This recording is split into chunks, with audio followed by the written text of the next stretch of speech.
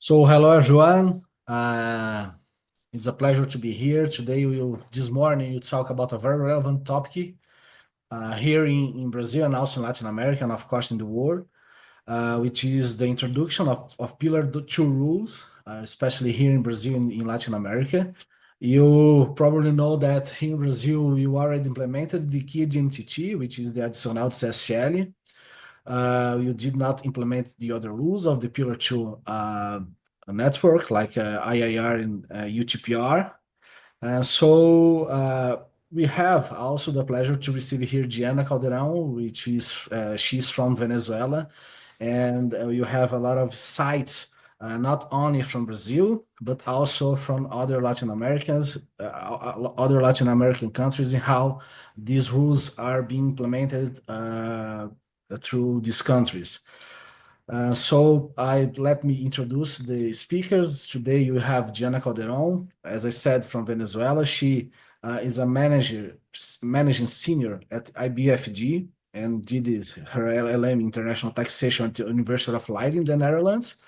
Now she works at the IBFD. So Gianna, thank you so much for your participation. I think that you have very good insights and feedbacks from your experience and your studies, which is of course very valuable. And also you have Roberto Codorniz. He holds a PhD at the University of São Paulo. He works in tax practice, international tax practice. He also is a professor from IBDT, which is our Brazilian Institute of Tax Law. And we have also Paula Zugaib. She also holds a PhD at the University of São Paulo. She works in a law firm here in Brazil, and we are looking forward for all your presentation. So Gianna, please, the floor is yours. Thank you so much again for your participation. Thank you so much, Gabriel, and thank you everyone that joined, and thank you for holding this session in English because of me. As Gabriel said, I'm from Venezuela and I'm the YIN representative of Venezuela, so it's always a pleasure to collaborate with other YIN groups around the region. So I'm gonna share my screen. If you give me one moment. Can you see it? Yeah, perfect. Yes.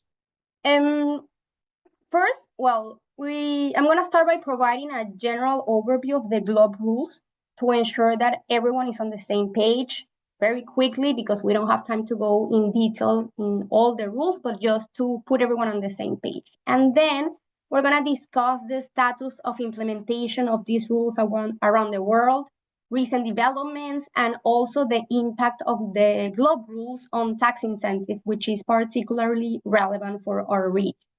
After that, then Roberto is gonna focus on the implementation in Brazil, and hopefully we're gonna have a nice discussion on the topic. So just to start, the first part is the overview of the GloBE rules. So who, what, and when. And here I just want to show a bit how the rules work, and the primary objective, I think we all know by now, is to ensure that large multinational enterprises pay a minimum level of tax of 15% on income generated in all the jurisdictions where they operate. The way to reach to this 15% is through a so-called top-up tax. So we will gonna focus on the GloBE rules, which are these three rules that you're seeing on the screen: the QDMTT, the Qualified Domestic Minimum Top-up Tax, the Income Inclusion Rule, and the UTPR, the Under Tax Profits Rule. And we're gonna leave aside another rule that is also under Pillar 2, but it's a tax treaty rule. It's called the Subject to Tax Rule, because, well, it's a tax treaty rule, it's not a domestic rule, and also we can say currently that is unlikely to apply, is not gonna move forward as fast as this GloBE rule. So that we leave for aside. So how are the GloBE rules implemented? What are the steps to collect this top-up tax? And the first step is the who. So first, you need to identify which are the groups that are within the scope of the GloBE. So for this, you have to apply the revenue test, which says that the multinational enterprises are in scope when they have revenue in their consolidated financial statements that exceed 750 million euros in 2 of the 4 previous fiscal years to the year that is being examined or taxed. And after you have the scope and you pass this revenue test, you need to identify the constituent entities and the location of these constituent entities. And this concept of constituent entities is a broad concept. It includes all entities of the group, and it also includes permanent establishments. There are some excluded entities, but we're not gonna go into those details now. And regarding the location of the entities of the group is, of course, where they are tax residents, and for permanent establishments, the location is where they are located.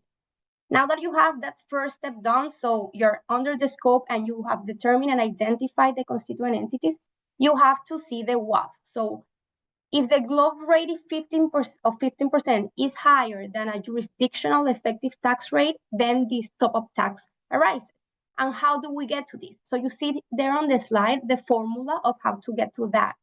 And to achieve the numbers of the information for that formula, you have to apply a second step. That is the determination or calculation of the income of each constituent entity. And for this, what you use are the financial statement and net income or loss used for preparing the consolidated financial statement of the ultimate parent entity of the group. This financial accounting income or net income or loss has to be adjusted. There are several adjustments that have been agreed. And with those adjustments, you will reach the globe income. So now you have already the denominator or the bottom part of the formula. To determine the numerator or the upper part of the formula, that is the adjusted covered taxes, you need to go to the third step. That is to determine which are the taxes attributable to the income of a constituent entity. And this includes current and deferred taxes, also with some adjustments. Now that you have these two figures of the adjusted covered taxes and the globe income, you can now do the calculation of the jurisdictional ETR. And because of the jurisdictional blending, you have to aggregate the globe income and the adjusted covered taxes per jurisdiction. And you can now see with this calculation what is the effective tax rate per jurisdiction and see if it's necessary or if it triggers a top-up tax. And of course, we know that if the rate is below 15%, then the top-up tax is triggered. How or on what do you apply that top-up tax? Where is the substance of this? And this is because the top-up tax applies on the excess profits in that jurisdiction. And why is this relevant? Because the excess profits of a jurisdiction, the formula to calculate this is equal to the globe income minus a substance-based income exclusion. And that's where I put there, like, where's the substance? The substance is here. The idea was to exclude from the base subject to the top of tax a routine return that is determined based on payroll costs and also value of tangible assets located in that jurisdiction. And this is very important just to have in context that, well, Pillar 2 and these globe rules came as a result of the Action 1 BEPS report, challenges to tax the digitalized economy. And this is the idea that you are taxing only intangible related income or this excess income that is more susceptible of BEPS risk. So you're not taxing the substance. And now that you have that you have the excess income and you have to apply the top of tax, we reach to the last point. How do you apply? And you collected applying the 3 globe rules that you have there, determining a particular order. So if we go to the order, you have here the agreed order of all the jurisdictions that are applying the Pillar 2 rules, and it's intended to be applied in a coordinated and also in an interlocking way. So this is an international tax system based on the domestic laws of the jurisdiction that adopted Pillar 2. And the way is that the rationale behind is that if one jurisdiction is not collecting the top of tax, another jurisdiction will. And this is done based on this interlocking effect that has the system. So the first rule in the order, and in this case, we can say that is a primary right to collect the top of tax, goes to a jurisdiction where the income arises, the low tax income arises. And this goes to with the QDMTT, the qualified domestic top of tax, and in this case, would be the first rule to apply. Here I want to mention that there is a permanent QDMTT safe harbor that I had in the previous slide, and this is relevant because the safe harbor is a simplification rule that when it applies, it immediately reduces the top of tax to 0, so automatically to 0. And what it does is that it reduces the administrative work. And for the QDMTT safe harbor to apply, of course, there has to be a QDMTT implemented in a country, and there are also 3 standards that have to be met: the accounting standard, the administration standard, and the consistency standards. And when these 3 standards are met, the OECD will recognize that it complies with the requirements and it qualifies as a QDMTT safe harbor, and then all countries will know that when the QDMTT applies, the top of tax is automatically reduced to 0. If a country doesn't have a QDMTT, then we go to the second rule in the order, that is the income inclusion rule. And under this rule, the responsibility to collect the top of tax falls on the jurisdiction where the ultimate parent entity is located.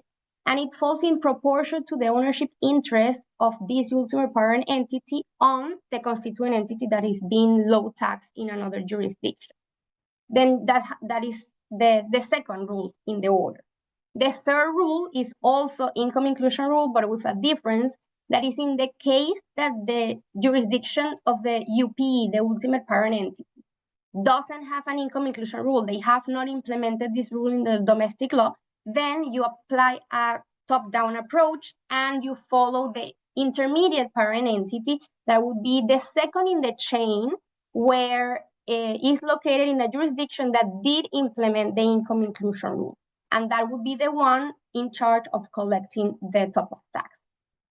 Finally, as a backstop mechanism, if there's still top of tax to collect, none of the countries of where the MNE operates have implemented a QDMTT or an income inclusion rule, then the UTPR rule is activated.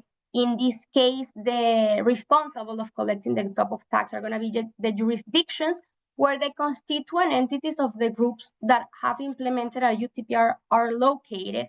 And the amount that they will collect will depend on an allocation key. This allocation key depends also on payroll and tangible assets. It's based on substance. And that will determine how much top of tax the jurisdictions of these constituent entities of the MNE group must collect. Also, there's a UTPR safe harbor, but in this case, it's not a permanent, it's just a temporary safe harbor. It applies until the end of 2026. And well, you're gonna see in the following slides why it's relevant, but a bit of background of how this safe harbor managed to get there. The US under Biden's administration really pushed for this because the way that it applies is that if the jurisdiction where the ultimate parent entity is located has not implemented an income inclusion rule, so imagine the case of the US, they don't implement an income inclusion rule, then under this safe harbor, the UTPR won't be activated if the nominal tax rate of that jurisdiction of the UPE is higher than 20%. And in this case, the nominal tax rate of the US is 21%, so it activates this UTPR safe harbor, guaranteeing that the multinationals are not going to be subject to this backstop mechanism, collecting the top of tax in the jurisdictions where the other constituent entities of the group are located. So this was just a brief, very short overview of the rules, and now we can go to the status of implementation and the recent developments. And for this, I'm going to show the map here. You see, well, the whole world, and this is the status of implementation of the GLOBE rules. So the countries that you see in red are countries that have implemented at least one of the 3 rules that I mentioned before. We're going to start with Europe. You see Europe there is all in red. They have implemented the GLOBE rules through the minimum taxation directive. This directive was approved in December of 2022. And the way it works in the European Union is that directives has to be transposed to domestic legislation, to the national legislation of the member states. In the case of the Pillar 2 directive, the minimum taxation directive, the deadline for member states to transpose it into their domestic law was 31st December 2023, with the income inclusion rule to be effective by 31st December 2023, and the UTPR to be effective by the end of 2024. The directive gives also the option, not mandatory, but an option to implement a QDMTT, and this is what the majority or all of the countries have done in the European Union. And in general, the directive follows the OECD model rules, but there's an important exception, that is that while the model rules have in the scope, in that first step, only multinational enterprises that of course operate cross-border, the EU directive expands the scope and also includes within the scope of the minimum tax directive, the GLOBE rules, large-scale domestic groups. There are large-scale groups that meet the threshold of 750 million euros. And these had to be included in Europe because they needed to ensure that the directive were compliant with the European freedoms and the principles of non-discrimination and proportionality. So in Europe, Pillar 2 also applies to domestic groups that is a main difference with the OECD rules. Another thing about the directive, it also gives the option to countries or member states that have less than 12 UPs or ultimate parent entities in their countries to postpone the application of the income inclusion rule and the UTPR. And this is relevant when we think about a region, because from a policy perspective, if you have a country that has a few numbers of UPs, then it doesn't make that much sense to implement the income inclusion rule and the UTPR right now. And give this option. The countries that have taken this option are very few, I think are only 5. Malta, the Baltic countries. Slovakia took the option, but with the particularity that it implemented and is effective since 2023, the QDMTT, but postponed the application of the income inclusion rule and the UTPR. Another development that is there on the right that I want to mention is the proposal of the DAC 9. DAC 9 is how you will refer to the Directive of Administrative Cooperation, the 9th Amendment. And this directive, what it wants to achieve is to simplify the process for multinational groups for groups under the scope of Pillar 2 to meet their filing obligations in the European Union, and also establishes a framework for the exchange of information regarding Pillar 2 within the European Union. So if adopted by the Council, which is most likely to happen very soon, the directive will have to be transposed by the end of this year. And that means that it's 6 months before the first filing of information returns and top of tax returns. And well, just briefly, how it works is that, you know, that in the European Union, what the directive said is that in each constituent entity in each jurisdiction has to file a top of tax return, but you can aggregate that and just assign the UP to be the one that is doing the filing for the whole group, or designate an entity that is going to be the one doing the filing for the whole group. So that's the goal of this directive, to simplify this and just having one entity doing the filing for the whole group. I also wanted to mention some challenges in the European Union. As I already said, this directive passed in 2022. So it doesn't include any of the administrative guidance that the OECD has been releasing in 2023, 24, even this year. So there's still this question or issue on to what extent the administrative guidance is going to be automatically applied in the EU, or whether in some cases it will require changes of the domestic law in the member state. And well, another very relevant issue or development that is happening in the EU is that in July 2024, this group of American businesses is called the American Free, the American Free, I have it here, Enterprise Chamber of Commerce, filed a request to annul the UTPR in Belgium, and they filed it with the Belgium Constitutional Court, following the procedures there. And what they claim is that the Belgium UTPR violates the Belgian Constitution, violates the EU Convention on Human Rights, and also the EU Charter of Fundamental Rights, claiming that the UTPR is an extraterritorial tax because they're collecting the top of tax on constituent entities based on the income generated by other constituent entities of the group. And sometimes this constituent entity in Belgium won't have the ability to pay this tax because it's not based on their income. Also, they claim that it's contrary to the protection of property, the freedom of establishment, that is one of the fundamental freedoms in the EU, and the territoriality principle. And also non-discrimination. It was on the file of the claim. And what is very relevant is that since the Belgium UTPR is based on the directive, because countries were obliged to transpose the directive in their domestic law, then the Constitutional Court might raise preliminary questions, that is a mechanism in the EU, with the Court of Justice of the European Union. And this might have an impact for the decision, might have an impact across the whole EU. So that's something to keep an eye on and see what happens. And beyond Europe, well, you have the map. Many other countries and regions have progressed, have implemented the rules. You see Africa, you see the Middle East. The majority of these developing countries have implemented the QDMTT alone, at least Africa and some Middle East countries. In Asia, there were also a lot of developments. I'm not going to mention the US yet because we're going to dedicate a few minutes for that later. And for Latin America, well, Brazil is the only one in red, and Roberto is going to be the one that is going to go into the details there.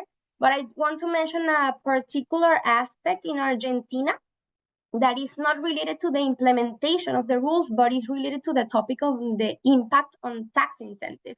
That is Argentina last year, July 2024, implemented a regime that is called the Régimen de Grande Incentive Regime for Large Investments, RIGI, Régimen de Inversiones, de Incentivos para Grandes Inversiones, and it has an interesting article.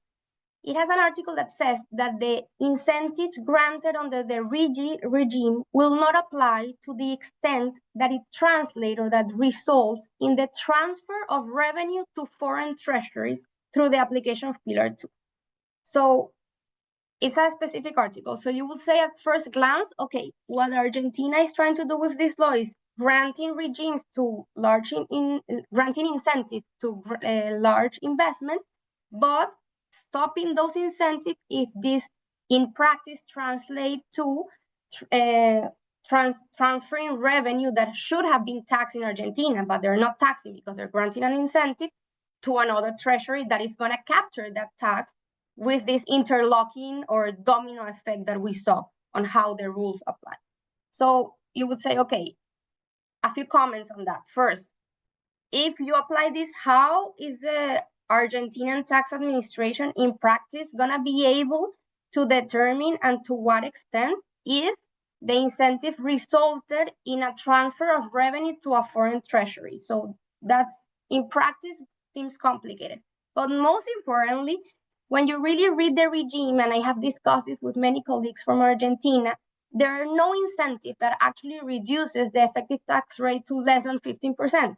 So in principle, the regime is not incompatible with Pilar 2, or the incentives are not being affected by Pilar 2, because the effective tax rate, it always stays above 15%. So this article might be some very specific cases where it can apply, but what we have discussed with colleagues from Argentina is that in reality, it won't have a very practical life, because the regime as such doesn't bring the ETR below a 15%.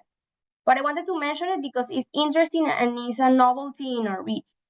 And finally, well, in general, as an international coordination issue, in January 2015, this year, the OECD published the Central Record of Legislation with Transitional Qualified Status. And this is very relevant, as I mentioned before, because you need a coordinating acceptance of which jurisdictions have qualifying rules. So for the income inclusion rule to be qualified, for the QDMTT to be qualified as a safe harbor, as I mentioned before. This list includes, I think, 27 countries with a qualified income inclusion rule, 28 with a qualified QDMTT safe harbor, and it was done in a fast-track procedure, so it's a self-certification of the country. They fill a questionnaire, they submit it to the OECD, which kind of double checks, but it's not a full procedure by the OECD. The idea is that this is going to become a full evaluation, also subject to peer review in the future. And what is important to mention is that, for example, Brazil is not in the list. The QDMTT is not listed there in the registry, but this doesn't mean that it's not a qualified QDMTT. The OECD recognizes that this record of countries that is transitional was just made before, and some countries might not have reached the deadline to do the self-certification, and they have to wait for the process to continue. So this list is going to be updated frequently when countries continue to do the self-certification for this transitional qualification. And further on, there's going to be a full evaluation and peer review. So with that, I think that is a global view of what's happening, and to focus on the United States, I think this is very relevant in the global context right now, and I wanted to, just to highlight in a couple of minutes. We all know that when Trump entered into the office, the same day that it was 20th January this year, he said that the global tax deal has no force, no effect in the United States, and the previous political commitments are no longer valid. This was done in a memorandum of the White House. And he argues that the global tax deal undermines the U.S. fiscal sovereignty, affected the competitiveness of the U.S. companies, affected and limits the U.S. ability to enact its own policies that serve to its own interests. And it started to even mention the retaliation that it would take against countries that are applying extraterritorial taxes to U.S. companies. And this is understood as countries are applying UTPR and also digital service taxes. 2 days after that, 22nd January this year, the Republican Party reintroduced a bill in Congress that is the Defending American Jobs and Investment Act bill. And there, the goal of the bill is to authorize the application of fiscal retaliation against countries that are applying these extraterritorial taxes. And the fiscal retaliation is quite tough as proposed in the bill. First, they propose to increase the tax of companies operating in the U.S., so U.S. income, starting with 5 percentage points, but this can be increased up to 20 percentage points. And also, they propose to annul or nullify tax treaty benefits regarding withholding rate reductions with countries that have implemented these taxes that are extraterritorial, detrimental to U.S. companies. And well, later on, a couple of weeks ago, there was another memorandum of the United States, of the White House, where they authorized an investigation to determine which countries have implemented these extraterritorial or these type of taxes that are against the U.S. companies, targeting, as is understood, the UTPR and the digital service tax. And the last point I think is very interesting, that is the subject, of course, to interpretation, debate, and maybe we're just here speculating, but what's going to happen next? What's the impact on this?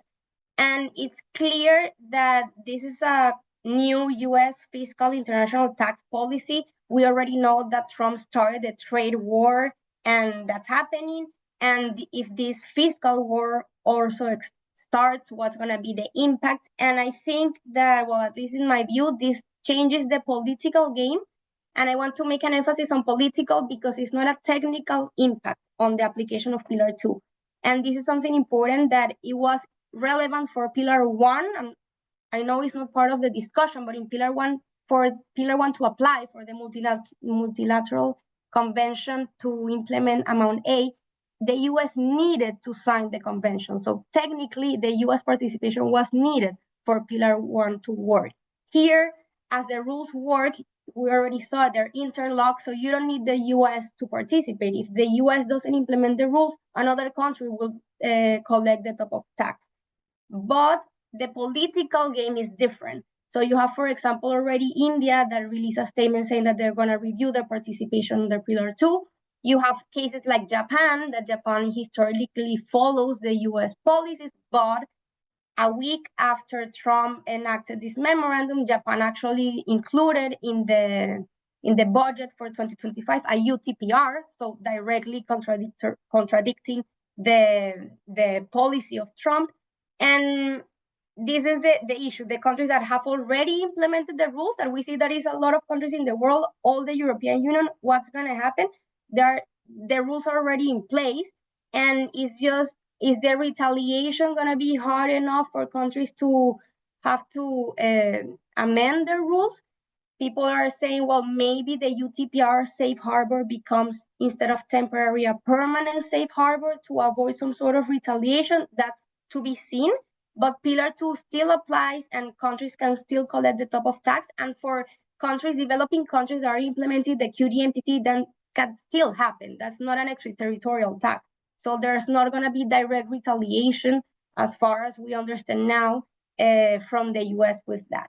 So with that, I close the part on the, oh, you're going to kill me because I'm way over my time, but just to quickly introduce this topic that I know that Roberto is going to discuss in detail, I wanted to talk on tax incentives and the impact in the calculation of Pillar 2, because this is very relevant for a region, like a region where historically capital importers, we use tax incentives to attract foreign direct investment. And this creates a scenario, as I said, of two contradictory policies, wanting to tax with a QDMTT or with the Pillar 2 rules at a minimum rate, but also granting tax incentives and letting go of tax revenue to achieve the objective of attracting investment. So the whole idea of this system is that because it's interlocked, even if a country has not implemented Pillar 2, that is the case of the region, except for Brazil, but the majority of the region has not implemented Pillar 2. Even if they have not, just because another country implemented Pillar 2, it might have an impact on the effectiveness of the incentive, like what Argentina did. Because if you let go taxing revenue because you're granting an incentive, then another country will collect the top of tax on that revenue. Here you have a table that we're not going to go into detail, but just to illustrate, this is from the OECD, a report of 2022 on tax incentives. And you can see with the level of the green color, which incentives are going to be more impacted, like the effectiveness of the incentives. And you see, for example, you see, for example, that the incentives that touch the denominator of the effective of the formula to calculate the effective tax rate, that is in this case the qualified refundable tax credit, is less impacted. And you see the other ones, all the other list of incentives that are the numerator of the formula. So in this case, you are talking about the adjusted covered taxes.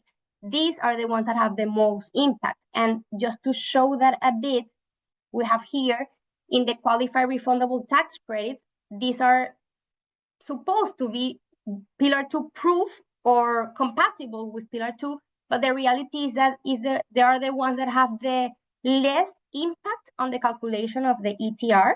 I put there some basic numbers for you to see how it works.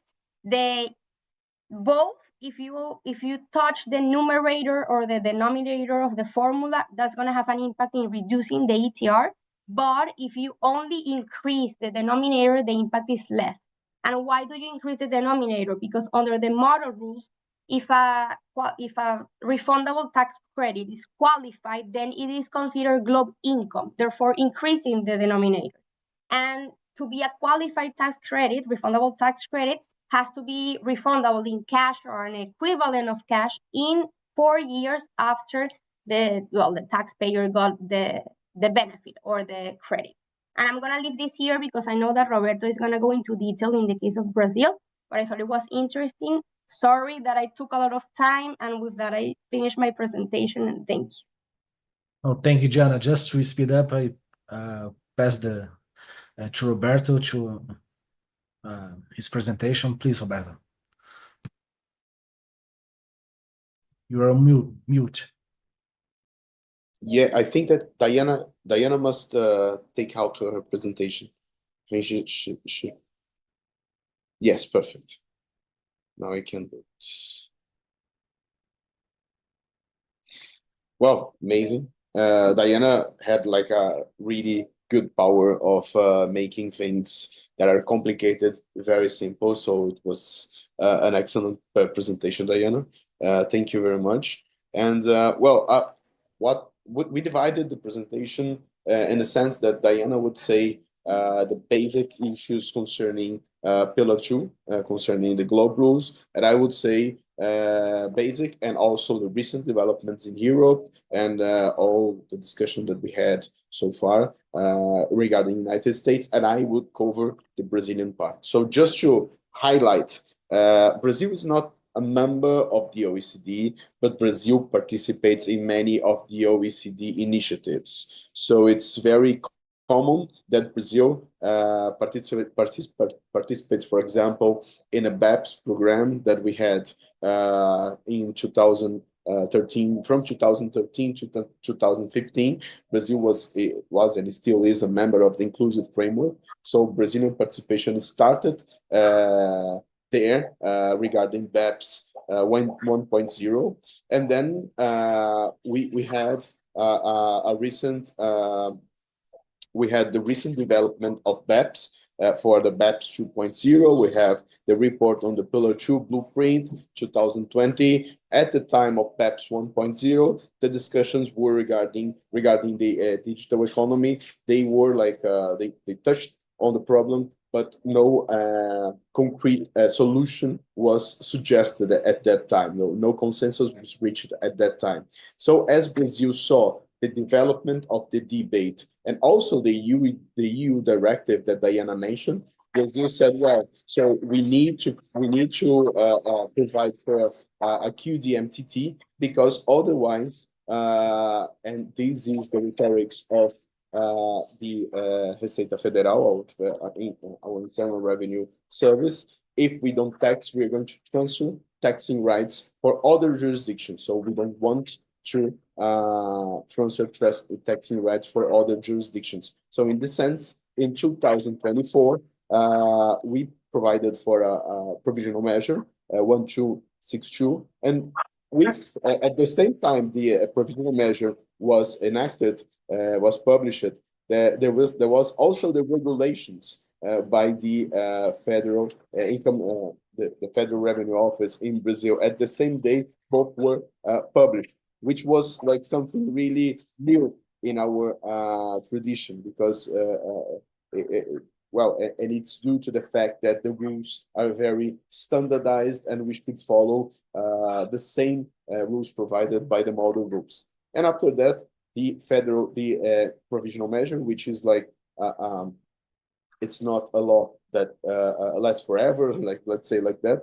It's just it's a provisory measure. It was converted into a federal law in the beginning of this year, 2025.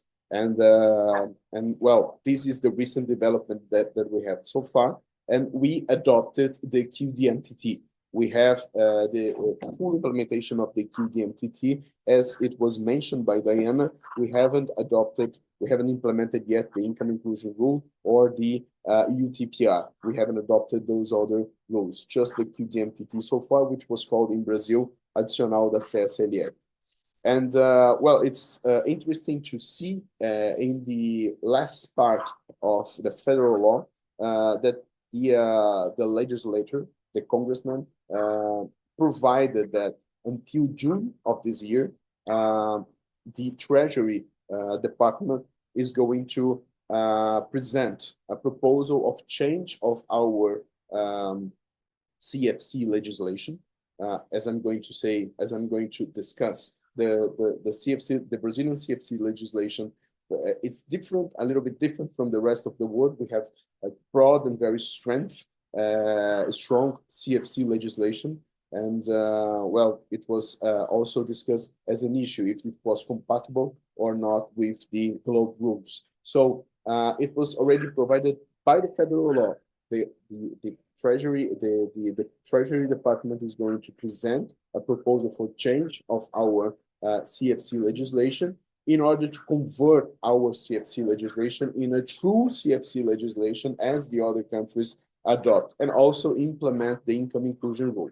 Well, if it is going to happen until June of this year, we're going to see. It's well, it depends pretty much on a political good conditions for that. And today I had the news that maybe a new federal law will be presented for being voted at the level of our congressman. So maybe it will include changes in our CFC worldwide income legislation. Let's say, let's put in these words. So these are the next steps that we may have in Brazil in general terms. So this is a preliminary part, and well, one of the things that we have to keep in mind when we think about tax incentives is that the whole thing about globe rules is a way to change the way countries provide tax incentives. So the countries used to provide tax incentives with no duty from the corporations and the one that were granted with tax incentives. So tax incentives with no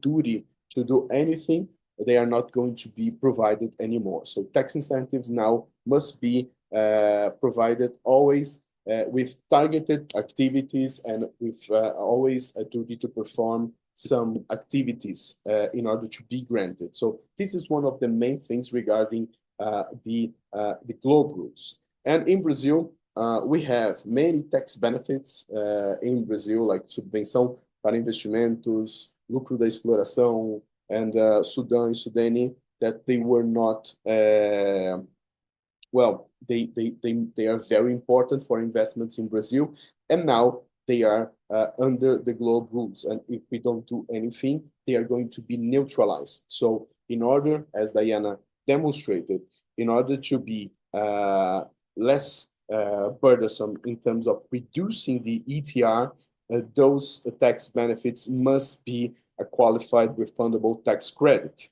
And qualified refundable tax credits, and I'm going to demonstrate here, they have a less impact on the calculation of the ETR because they are included in the numerator of the formula for the ETR. They are also included at the level of at the denominator, which is the globe net income, but they are included also in the numerator, which brings a better result in terms of ETR than a non-qualified refundable tax credit. So this is the main importance regarding qualified refundable tax credits that you have been hearing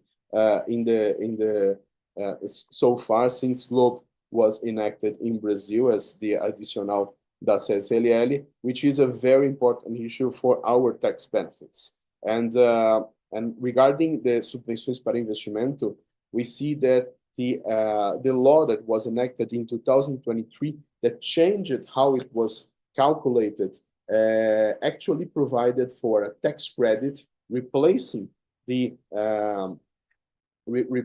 regime that used to exclude those incentives, those tax incentives for investments from the tax base of corporate income tax. So the new law provided for tax credits. And when you see the justifications for the change in the tax incentives that were presented by the federal government, you can see clearly that at that time, even before Brazil adopted the Pillar 2, they had the Treasury Department had in mind the alignment with of the subvenções para investimento, of the tax incentives for corporate investments, to the credit, qualified refundable tax credit provided by GloBE rules. So it was already a concern that we had at the level of our administration, and the same concern is also expressed in our in the law that was converted from the provisional measure. So the federal law authorizes, it's another order given by congressmen to the Treasury Department. So Treasury Department, so you are authorized, federal government, you are authorized to convert in the whole or in part all of the tax incentives related to Sudan and Sudani into a qualified refundable tax credit. And the rules provided by paragraph 1st is basically the possibility to offset against any taxes due, federal taxes due, or to be reimbursed in money. So something that is very important here is that if we don't want if we don't want to neutralize completely our tax incentives, they must be reformulated, they must be reformed into a qualified refundable tax credit. And it's important in this sense that in 4 years, it be reimbursed if it's not possible to offset them against federal taxes. This is a very important requirement to be observed, and it must follow the strict rules provided by the GloBE model rules. It is something very sensitive to Brazil in this moment, and we also have other tax incentives that are very important for Brazilian economy. For example, the benefits provided by Leiden, that we call Leiden. They provide many tax incentives of corporate income tax for corporations to invest in innovations and technology. So this is a very important kind of incentive if you want to develop those activities. And this is also, this was not provided by the law as Sudan and Sudani tax benefits, but in many recent pronunciations, our Federal Revenue Agency has already stated that they were also analyzing the possibility to convert those benefits into a qualified refundable tax credits. So this not just Sudan and Sudani and subvenções para investimento are important, but also the benefits provided by Lei do Bem and other federal laws must be analyzed carefully in order not to neutralize due to the application of our QDMTT. So another thing that is very interesting for us to analyze is the QDMTT, the relationship of QDMTT and CFC rules in Brazil. So, and this is something that I want to put in discussion, is the fact that, well, Brazil has some CFC rules that are very unique in the world.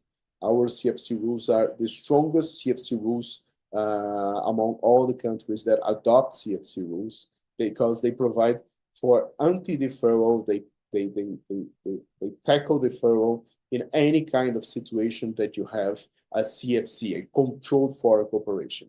So if you have 50% plus 1 of participation or rights for economic benefits in more than 50%, it will surely target our rules, and it will apply to all kind of income, active or passive income, and regardless of the jurisdiction, if a low tax or high tax jurisdiction where the CFC is placed. And also, it may apply sometimes to non-controlled entities. Those are entities where the corporation holds interests ranging from 20 to 50%.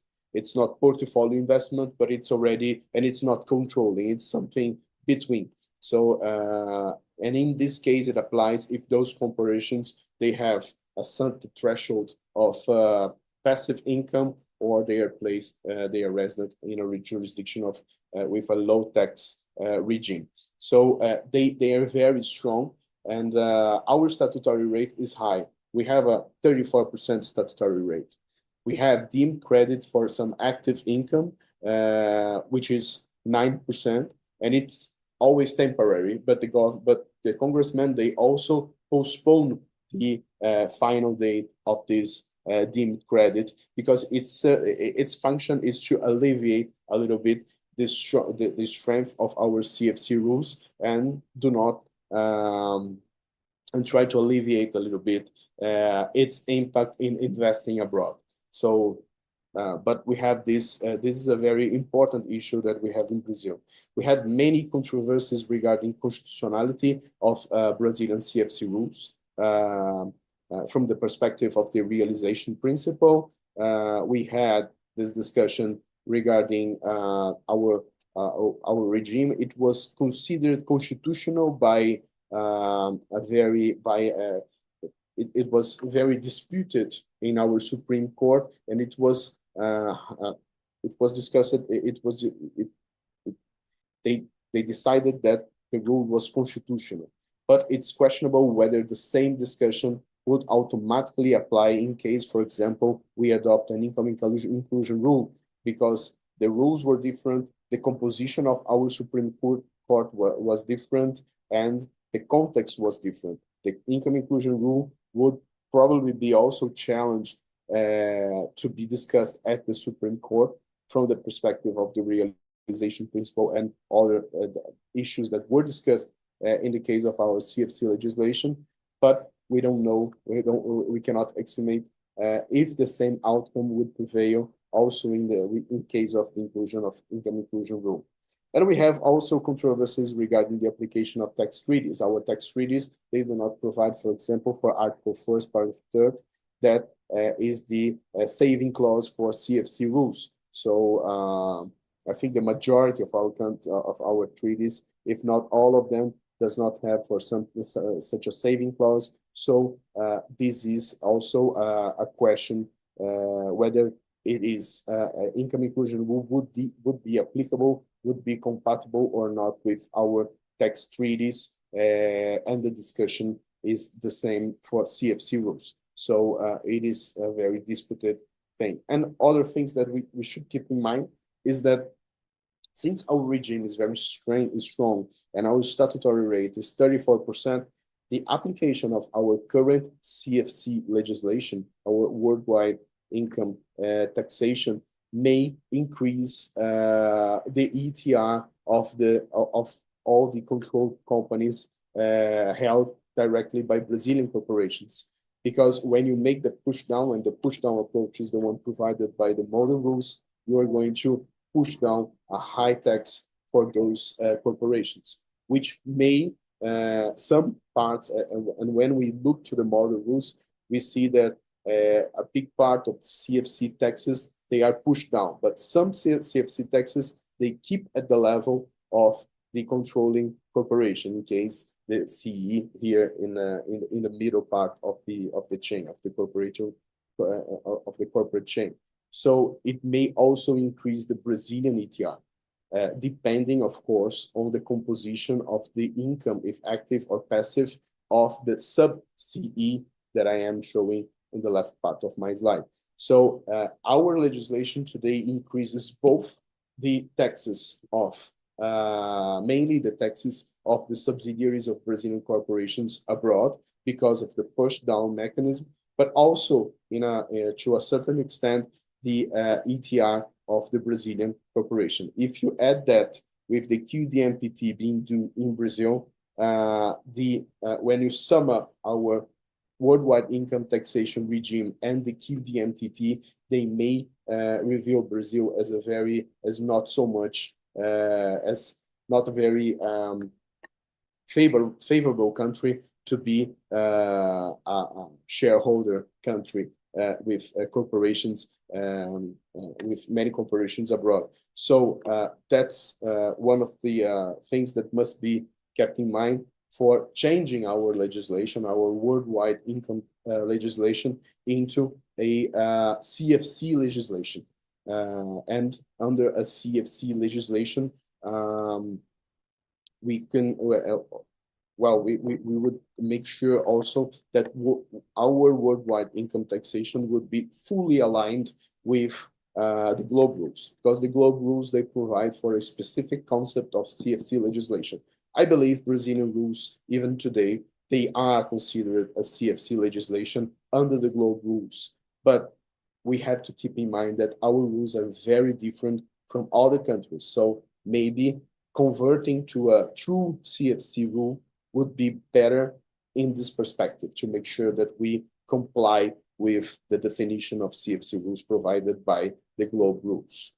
But this, I think that the point is that our CFC legislation is our worldwide income legislation. It's very strong, and it may be very burdensome, increasing the ETR of our CFC, our subsidiaries abroad, up to a higher level, even above 15% of ETR. So this is a problem.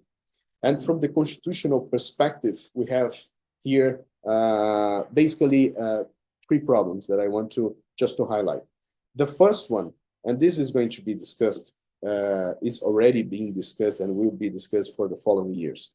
Our constitution, they provide for extensive rights and safeguards for taxpayers. It is very protective from one side, and it's also detailed in terms of rules of competence for all of the state entities, the municipalities, states, and also the federal union.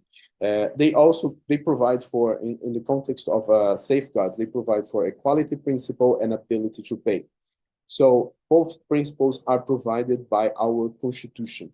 And the question is, when you think about who is in the scope of the globe rules apply if the M&E group has total revenue above 750 million euros.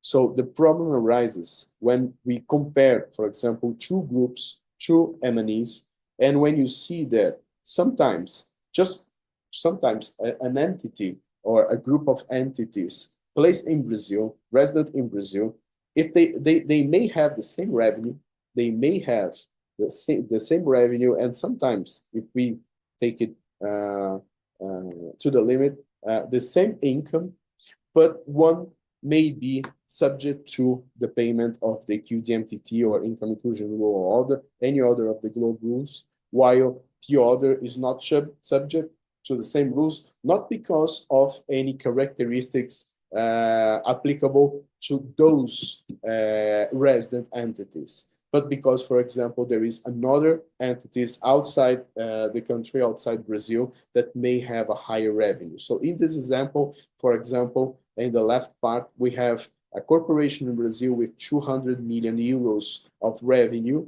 and we have an entity in Canada with 500 million euros of revenue. They are not subject to the Pillar 2. They are below the 750 million threshold.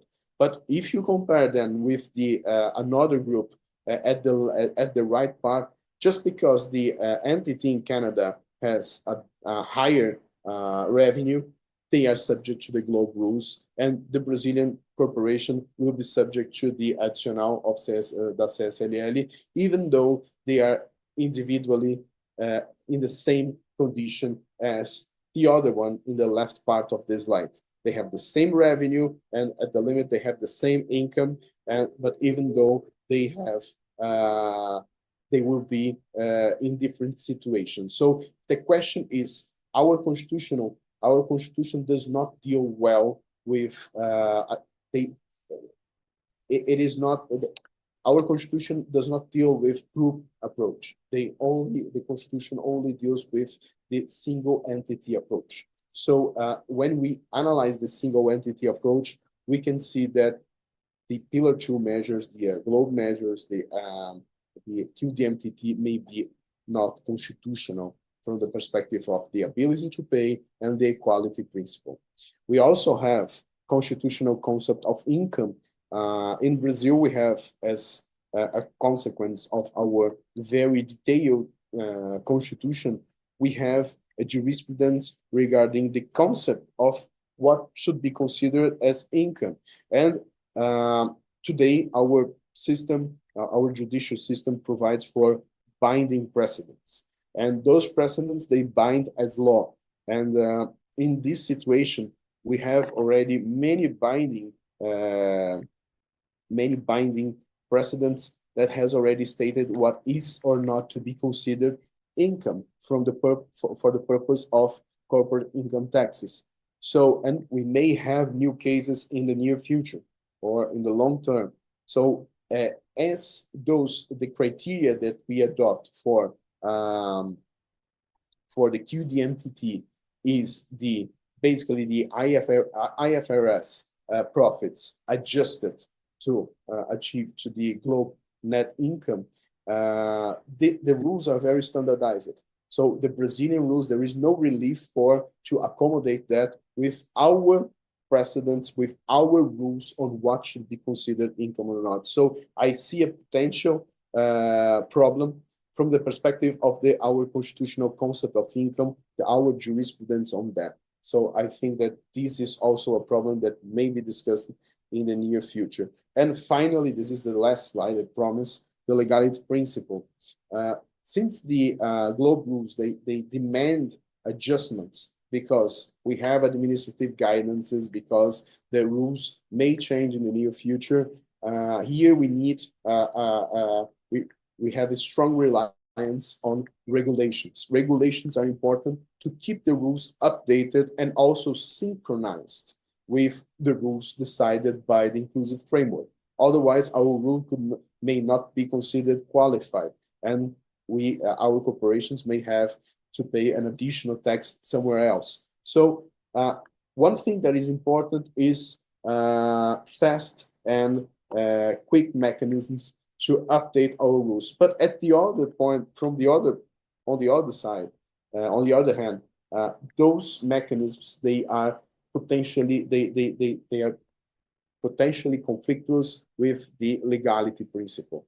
In our constitution provides that only the law, the federal law, the state law, the municipal law can increase taxes, can increase or create taxes. This is provided by our constitution. So how can we deal that with the strong importance reliance on regulations that global rules are expected to be have? So this is a very important issue for us. And when you analyze the Article 3rd, paragraph 5th from the federal law, you see that it is the congressmen, they are basically admitting that the regulations will have the effect of increasing our taxation because they are already providing for warranties, for safeguards in case the regulations increase taxation. So in my perspective, it is basically admitting that the regulations may increase taxes, which is totally contrary to the legality principle. And this is also an issue that I can see being discussed a lot in the near future. So I'm sorry for extending my time as well. And thank you, Diana, Gabriel, Paula, for the invitation and the opportunity. Thank you, Roberto. I think that your presentation was very good. Thank you, Diana, also. We learned a lot. I have a lot of questions, but I'd like to hear Paula to make some commentaries and start the debate. Please, Paula, nice to have you here. Thank you, Gabriel. It's a pleasure to be here, and I thank Diana and Roberto for the presentation. It was very enlightening. So I have, let's say, 2 questions for Diana, and then I would say 100 to Roberto, but I'll keep it short, I promise. So Diana, with respect to the implementation across the globe, you mentioned that, well, the European Union is adopting, Asian countries are mostly adopting, but except China. And in Latin America, I was quite surprised that only Brazil truly adopted, because the Colombian rule, it's, let's say, not really a QDMTT. So when OECD initially drafted the project, they said that only it would work if a critical mass of countries were to adopt it. And I was wondering if, in your opinion, do we sort of have this critical mass, or without the US and China, there is, and now Germany, as they are looking to jump out of the ship, if you have the impression that this is, that we simply do not have the critical mass, and this is all. So this is the first question. And the second question is, why only Brazil in Latin America? Because one of the things we've been discussing is that for most developing countries, but mid-income level developing countries like Brazil, and I would assume that Chile and Colombia, obviously they implemented, but also certain Latin American economies, Argentina, Uruguay, Pillar 2 would in general be beneficial. These countries actually need to raise income. They supply several public policies. They have other assets to offer foreign investors, but tax incentives. So I was wondering why only Brazil? So this would be for Diana. And if I may just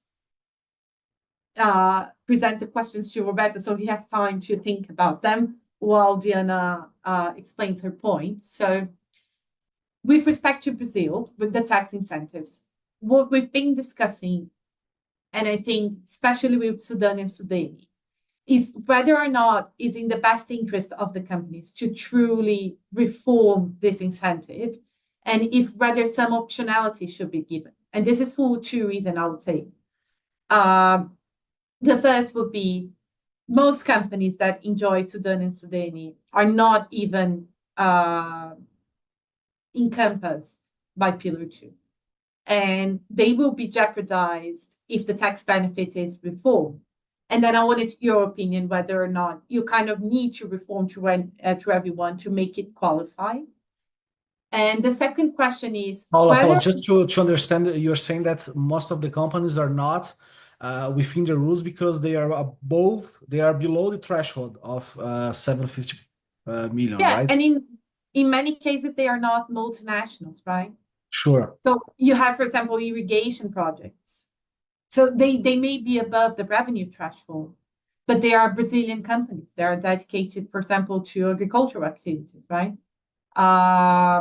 So they will be largely affected if the Sudanese reform to meet Pillar 2 standards. So this is one thing. How can we deal with optionality and how this would impact Pillar 2? And the second thing is, what I think is the most true, is that companies are not even impacted by Sudan and Sudani because there is substantial substance whenever you have a Sudan and Sudani project, right? And although we want to think that margins are substantially above 10%, for the near future, they are not. So I was wondering if it is in the best interest, even for the companies that are subject to Pillar 2, whether the reform would be in their best interest at all. And this is for Sudan and Sudani, which we have to think about. And I would say you raised Leiden, which tax authorities are also thinking to reform. I think it's one of the most impactful tax benefits, along with PERSI, obviously, and the goodwill. How do you see tax authorities dealing with the same dilemma? Because many companies that benefit from Leiden, they are not qualified for Pillar 2, and how you see the reform moving forward, and how can we think tax benefits more along those lines? I'm not going to ask for the goodwill, your input on the goodwill regime, because this, I would say, it's a century discussion. So I will limit myself to those two. And thank again for the presentation. Thank you, Paula. Diana, please. Thank you, Paula, for the questions. Regarding the first one, that is, are we in front of a critical mass of countries without the US and China participating? What is happening? I didn't mention the case of Germany, but Germany also had a group of private investors and taxpayers they didn't file a constitutional lawsuit, but they did raised and issued a statement asking the government, pointing out to the government what are all the issues with Pillar 2 and how it affects competitiveness of companies and MNEs operating in Germany. And the question in Europe is, will Germany have the power to pursue the Commission, the European Commission, to withdraw the directive? Because Germany cannot just abrogate their laws because they are obliged to implement the directive under EU law. So it's different than how the rest of the world operates. And well, recently, also last week, there were some statements of the representative of the right party in Germany that they will have a big support in the next elections. They might get into power. That they also said that they agree with Trump that they shouldn't follow the Pillar 2 rules and the global tax deal. So the question is, are they going to have the power in the European Union, the European Commission, to make the withdrawal of Pillar 2? I don't have an answer for that. I'm sorry to tell you that I don't have an answer. But in general, as I mentioned before, there's not a technical requirement for big countries to participate. So the Pillar 2 rules could work. However, without the UTPR, that is a backstop, then the system is not that effective. And if they approve or decide, the world decides, or some countries decide to have a permanent UTPR safe harbor, so not applying the UTPR in the case of UPEs located in the US, then the system is affected, and that will impact the competitiveness of the countries, because then, of course, it's going to be easier to structure your money in a country that doesn't have an income inclusion rule, the UTPR doesn't apply, there's no backstop. So that will affect how the system works. I personally think that for now, Pillar 2 will continue. However, the UTPR decision is the one that is going to make it like the one that is most affected or on the hotspot right now. If the UTPR dies or there's a permanent UTPR safe harbor, then there will be an issue of the effectiveness of the system. Regarding the QD entity, that's purely domestic, it's a domestic tax. And what would affect is all the issues, for example, that Roberto mentioned on the constitutionality, on the ability to pay, equality principle of companies, that just because you're part of the multinational enterprise, now you're subject to a QD entity. However, there's this option that was reflected in the Central Registry of Transitional Qualified Rules, that is the conditional DMTT, conditional QDMTT. It was accepted in the case of Barbados, if I remember correctly.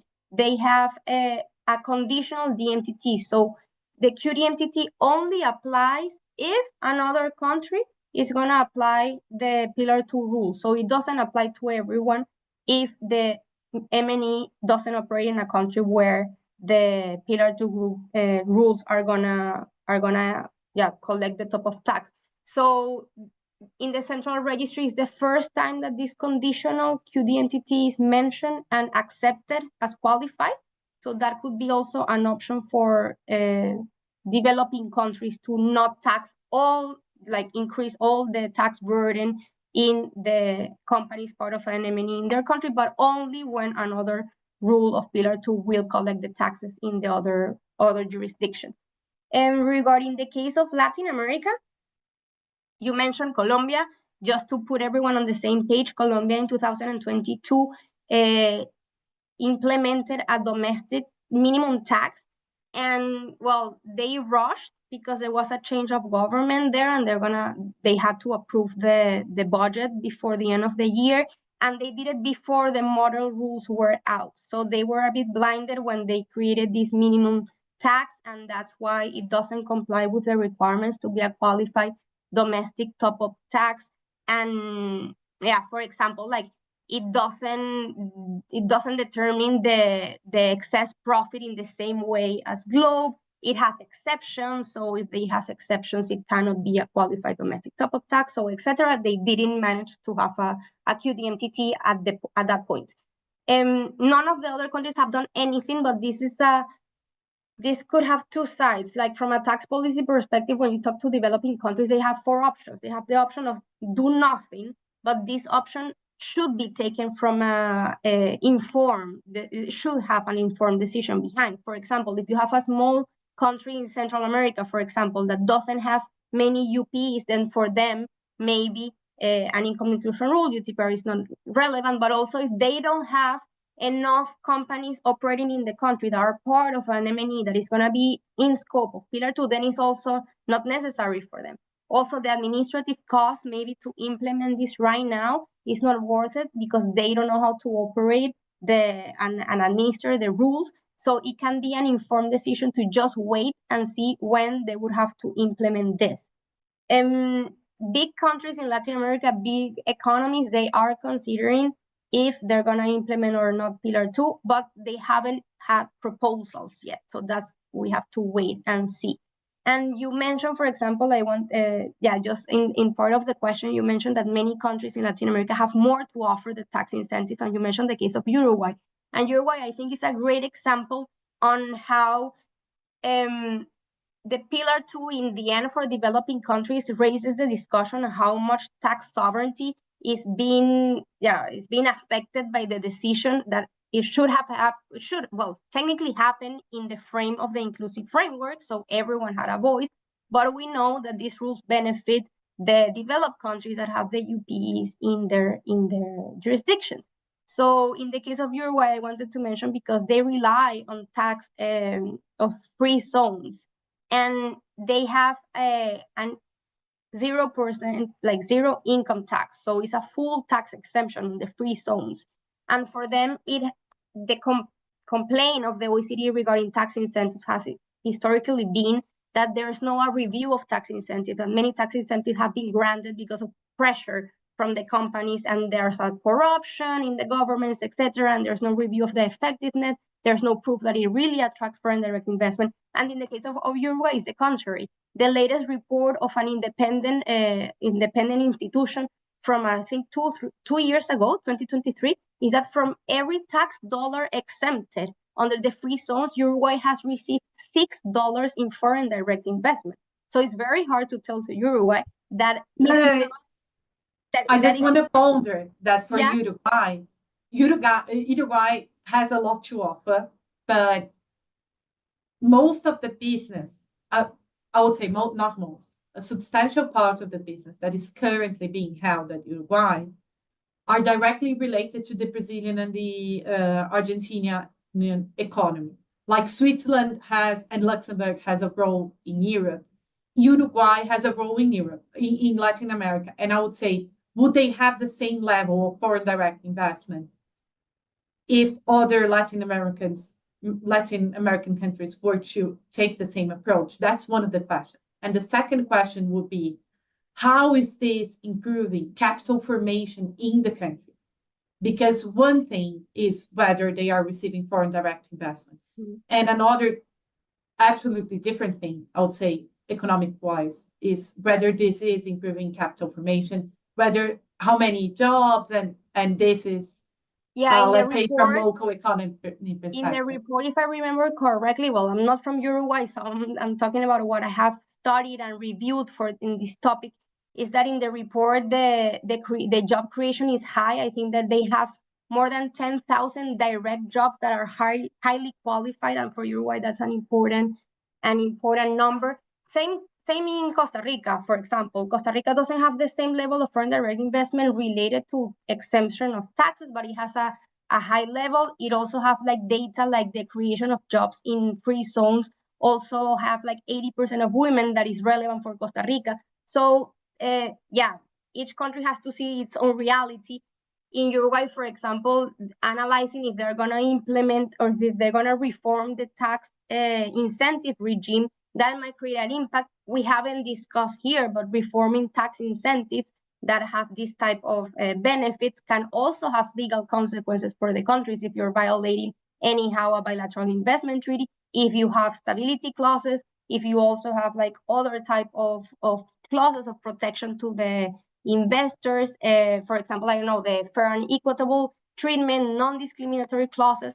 So I think that in the case of Uruguay, in my view, reforming the whole tax incentive regime just because the Pillar 2 rules might recapture the top of tax in another jurisdiction is something that they have to consider. And that's why I said that for developing countries, the option of not doing anything is a valid option as far as they have like an informed decision on why they're taking that option. As you said, if the investments don't come from countries that have implemented the Pillar 2 rules, it's mostly in Latin America, maybe they don't need to implement a Pillar 2 rules. So yeah, I think that next time we bring someone from Uruguay so they can give more details on what's happening there. But Thank you, just to add a small comment on Diana intervention, I remember I read it was an article, very good article written by Rita de la Feria, which is I think the title is "The Perceived Unfairness of Global Minimum Tax," something like that. And one thing that she pointed out that I thought like it was very interesting is that for countries like Uruguay, countries that they do not have much to offer than its tax base, let's be sincere, the kind of competition, if they cannot provide for tax competition, even in a fair way, even if with conditions, even with substance requirements, for example, what was provided by Action Plan number 5 of the OECD and so on, they will probably do other kind of competition, regulatory competition regarding environmental laws, labor laws. They will flexibilize something in order to attract investments because they have no other option in this sense. So, and the debate that Paula mentioned on tax benefits and if it is effective or not, it is a very old debate. And I remember the report from the OECD on matching credits, reconsideration of matching credits, or tax pairing, reconsideration, something like that. So it's a very old debate. And the question is, who is in charge to say if it is effective or not? In the end of the day, it's the right of the country to use their tax incentives to attract investments. You can put some limits, establish some criteria, but just to put a floor and say below 15%, you cannot. I think that's very burdensome to their tax sovereignty. I have no doubts on that. But going to the questions that Paula, moving to the questions that Paula mentioned. Well, Paula, you know that at the IBDT, I made part of a group that was formed to discuss how to adopt the Pillar 2 in Brazil. That was the main aim of the group. And one thing we have discussed is, well, should we rebuild the regime that we have for all the corporations, or should we create two separate regimes? One for the corporations that are in the scope of the rules, of the globe rules, and other for the other corporations that are not included. And moving to the, so this is a very policy, this very valid policy discussion, and no one is taking part of it. And I think that, well, at least without reflecting too much on that, I think that you could create different regimes from the perspective of the globe rules. Only from the perspective of the globe rules, you can create different regimes of Sudani. One for the companies that are in scope, and other for the companies that are outside the scope. The problem is that this will create another layer of complexity into discussion of tax equality, because you're going to again say that, well, if you are not in the scope, now you can just receive a credit that you're going to apply, that you're going to offset after you fulfill the conditions established, and or being reimbursed in 4 years. While if you are outside the scope, no, you can exclude that from your tax. So the effect is now. So I think that from the perspective of the model rules, I don't see any incompatibility. From the perspective of our constitution, I think it just exasperates our already established problems regarding the equality principle and ability to pay. I think not ability to pay, but equality principle in this case, because you're granting different tax treatments for companies in the same situation when they are seen from their individual perspective, considering the separate entity approach, which was the approach adopted by Brazilian Constitution.